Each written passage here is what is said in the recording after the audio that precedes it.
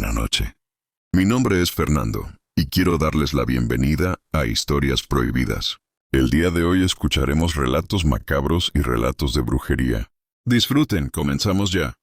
La herencia del espejo. Mi abuelo los escuchó clarito. Dijo que no eran más fuertes ni más débiles que antes. Eran los mismos. No tenían palabras, ni insultos, ni nombres. Era una queja larga. Una voz de mujer que salía de una casa donde ya todos sabían que no había nadie. Muy buenas noches, comunidad.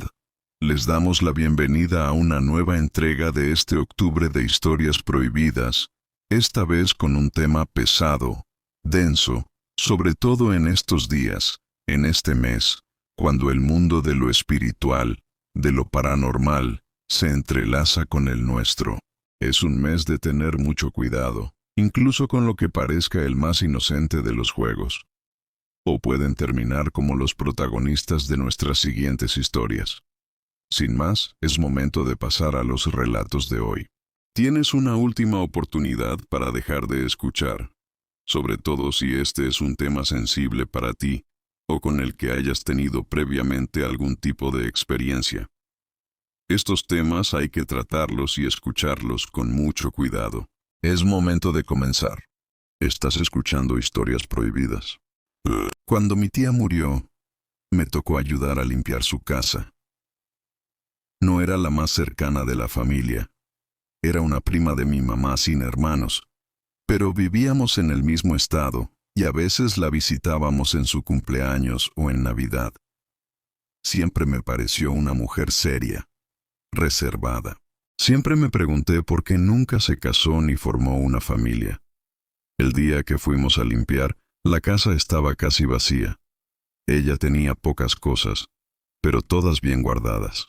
Muebles antiguos, frascos con etiquetas escritas a mano, retratos de gente que nadie reconocía. Muchos. Yo me puse a revisar los cajones del tocador que estaban sobre cámara.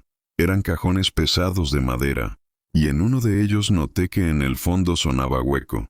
Lo levanté con cuidado y encontré un compartimiento escondido. Ahí dentro había algo cubierto con un trapo de terciopelo rojo y amarrado con una cinta de cuero. En la cinta, grabado, estaba mi nombre completo. Por un momento me quedé mirándolo sin saber qué pensar. Nunca fui su sobrino favorito, ni mucho menos, apenas hablábamos. Pero me pareció bonito que me hubiera dejado algo. Quizás era de valor, así que debo confesar que lo guardé sin decir nada y me lo llevé a casa. No quería que también pasara por la revisión y la repartición familiar. Esa noche, al llegar, saqué mi herencia y la tomé de mi mochila, donde la había escondido. Desaté la cinta, quité el trapo y lo abrí. Era un espejo hermoso, antiguo, con el marco dorado y un grabado en relieve que parecían ramas entrelazadas. Un espejo como los que las mujeres traen en la bolsa para maquillarse. No tenía nada raro, salvo porque no me vi reflejado de inmediato. Había algo opaco en él. Sentí que tardaba apenas un instante, pero lo noté. Pensé que era mi imaginación o la luz tenue del cuarto. Lo dejé sobre el buró y apagué la luz. Pero al poco rato escuché un ruido, muy leve, desde el baño. Alguien tocando un vidrio. La voz del baño. Pensé que era mi imaginación o el crujido normal de la casa, pero el sonido volvió. Un golpecito, luego dos, como si alguien tocara con los nudillos un espejo, desde el otro lado. Me levanté, encendí la luz y revisé el baño. Nada, pero de verdad creía haberlo escuchado. Pasaron los días y me olvidé del asunto, hasta que empecé a notar algo que no me dejaba tranquilo. Cuando me veía en el espejo del baño, con la luz apagada, o con la puerta entreabierta, sentía que mi reflejo no se movía al mismo tiempo que yo. Era solo un instante de diferencia, pero suficiente para sentir un escalofrío. Pensé en grabarlo con el celular, pero no quise ver lo que podría salir. Después empecé a despertarme por las noches, no por los golpes, sino por una voz de mujer que salía del baño. En cuanto despertaba por completo, dejaba de escucharla, como si solo pudiera oírla entre el sueño y la vigilia. Una mañana le conté a mi mamá. Ella me escuchó en silencio, sin interrumpirme. Cuando terminé, no se rió, no me dijo que estaba loco. Lo primero que me pidió fue, tráelo, pero bien cubierto. Fui por el espejo. Ella lo tomó sin mirarlo demasiado. Lo envolvió otra vez con el trapo rojo. Amarró la cinta de cuero y me pidió que la acompañara. Manejamos hasta la casa de mi tía. La puerta aún tenía el listón negro del velorio. Entramos sin decir palabra. Cruzamos el patio y llegamos hasta el fondo, donde había una higuera enorme. Con una pala vieja, mi mamá cavó unos centímetros y colocó el espejo dentro. Luego lo cubrió con tierra. Puso una piedra encima y dijo en voz baja, «Son cosas de tu tía. No sé qué era, pero no era nada bueno. Y ojalá se quede enterrado ahí». Yo no pregunté nada más. Me quedé callado todo el camino de regreso y hasta ahora nunca volví a hablar de eso. Esa misma noche dormí tranquilo por primera vez en días. Pero desde entonces, siempre antes de dormir, aunque sea por unos segundos, pienso en ese espejo. Pienso en si de verdad lo enterramos lo suficientemente profundo, en si alguien más algún día lo encuentre y termine lo que alguien empezó. La casa de los gritos. La casa aún no se vende. No sé si eso es bueno o malo, pero lo mantiene con incertidumbre. Mi mamá siempre dice que hay cosas que no deben tocarse, aunque uno no crea en ellas. Que algunas personas, como mi tía, se meten en asuntos que no entienden del todo, y que muchas veces los demás terminamos pagando las consecuencias. La primera vez que mi abuelo me contó lo que ahora estoy a punto de compartirles, fue en la sala de su casa, con una taza de café que se le enfriaba en la mano. Recuerdo muy bien esas tardes calladas cuando se alcanzaba a escuchar el ruido del mar. Mi abuelo había vivido de joven en otro pueblo costero, muy parecido al nuestro. No voy a decir el nombre, no porque quiera ocultarlo, sino porque la gente de allá ha vivido con estas historias toda la vida. Decirlo no cambiaría nada. Era un lugar donde las casas estaban separadas unas de otras, donde la brisa olía a sal y a gasolina de los pequeños botes de pesca. Un pueblo donde todos querían saber todo de los demás, pero nadie se metía en nada. Allá cada quien con lo suyo, decía mi abuelo. Y cuando decían lo suyo, se referían a todo. Los pleitos, los amores, las deudas, las vergüenzas, y también esas cosas en las que ahora pensaríamos que hay una obligación de intervenir. En ese pueblo vivía un hombre al que nadie quería acercarse. Nadie sabía de dónde venía. Un día apareció con su esposa y se establecieron en una casita al final de una calle de tierra que daba a la playa. Vivieron ahí 12 años.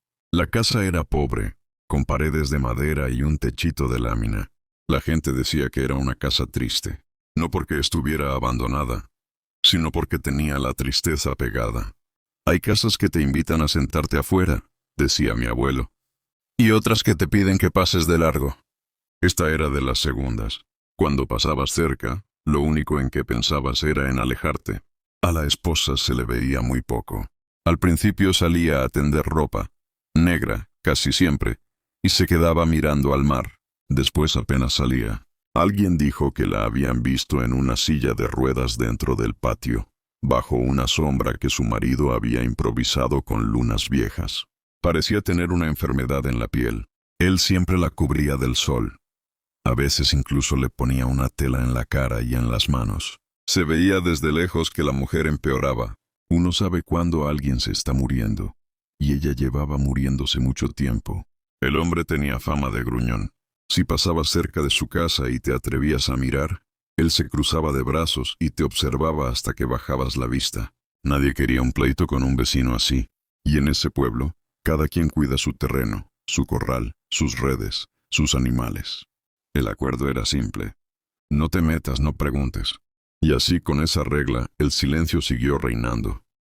Hasta que empezaron los gritos. La mujer que se quejaba. Al principio todos pensaron que era un animal, un perro, un gato o quizá un coyote que bajaba del monte, pero pronto se dieron cuenta de que no. Era una voz de mujer, y se escuchaba todas las noches, desde la casa del hombre. Mi abuelo decía que no eran gritos de dolor, eran lamentos, como si alguien llorara pero sin lágrimas, una queja larga, suave, que subía y bajaba, repitiéndose cada noche a la misma hora. El hombre salía al patio con una linterna, se asomaba al camino y luego regresaba sin decir palabra. Algunos vecinos aseguraban que lo veían hablar solo, moviendo los labios. Otros decían que la voz venía desde debajo de la casa. En ese pueblo, cuando algo no tiene explicación, se deja pasar. Pero la curiosidad de los niños siempre puede más. Una noche, un grupo de muchachos se escondió detrás de los matorrales cercanos para ver qué ocurría. Mi abuelo era uno de ellos. El aire olía a mar y humedad. Todo estaba en silencio, hasta que empezó otra vez el lamento. Era claro, humano, profundo. Venía del interior de la casa. De pronto se apagó la lámpara del hombre y la oscuridad lo cubrió todo. Los niños corrieron sin mirar atrás. Pero al día siguiente, la historia ya se había esparcido por todo el pueblo.